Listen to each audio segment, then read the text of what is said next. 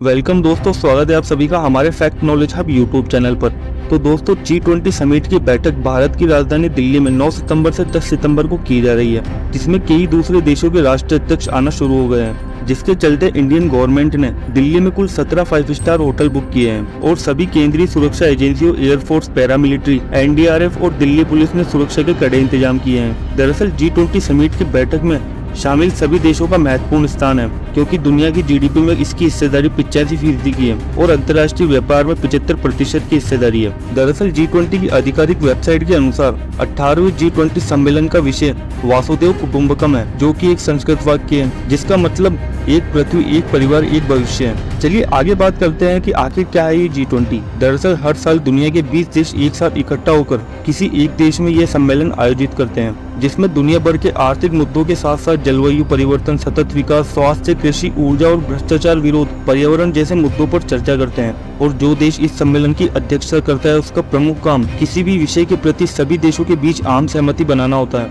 और इसके साथ कई तरह के सैन्य समझौते किए जाते हैं, जिसमें युद्ध के लिए बेहतर हथियारों को इम्पोर्ट और एक्सपोर्ट किया जाता है। और ऐसे में पता चला है कि भारत और अमेरिका के बीच छोटे परमाणु रिएक्टरों का समझौता हो सकता है, जो 10 से 300 मेगावाट बिजली उत्पादित कर सकते हैं। और साथ ही ये छोटे परमाणु रिएक्टर का निर्माण कम खर्चीला होता है। और साथ ही भारत और अमेरिका के बीच GE जेट इंजन की बात हो सकती है, जो कि कुछ समय पहले भारत और अमेरिका के बहुराष्ट्रीय निगम जनरल इलेक्ट्रिक GE और हिंदुस्तान एरोनॉटिक्स लिमिटेड यानी HAL के बीच समझौता हुआ था, जिसमें भारत के हल्के लड़ाकू विमान तेजस और NK-2 के लिए GE के F414 इंजन का निर्माण शामिल है, जो कि एक मील का पत्थर साबित हो सकता है। और तीसरे समझौते में अमेरिका और सऊदी के साथ रेल पोर्ट डील में शामिल होगा भारत। इसके तहत खाड़ी देशों को अरब देशों से जोड़ने के लिए एक रेलवे प्रोजेक्ट पर बात होगी और इस रेलवे नेटवर्क को बंदरगाह और शिपिंग लाइन के जरिए भारत से भी जोड़ा जाएगा।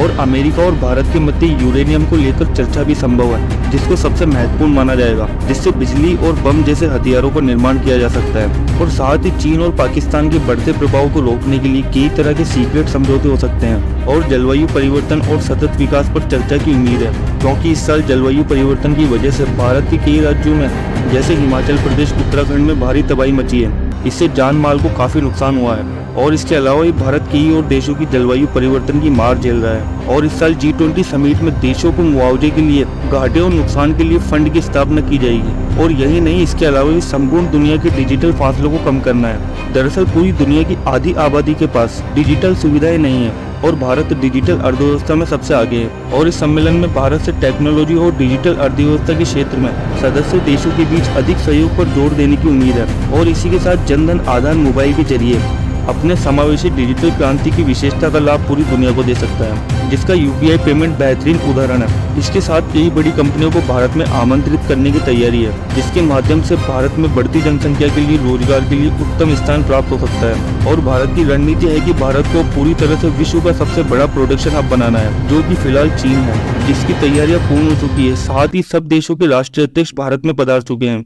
और इस साल देश के छोटे कारोबारी या MSME सेक्टरों को मजबूती देने से जुड़े कई ऐलान भी किए जा सकते हैं। और साथ ही हेल्थ केयर एजेंडा के लिए कई तरह के प्लान तैयार है, जिसमें देशों के लिए गंभीर बीमारी से बचने के लिए उत्तम दवाइयों की ओर ध्यान दिया गया है।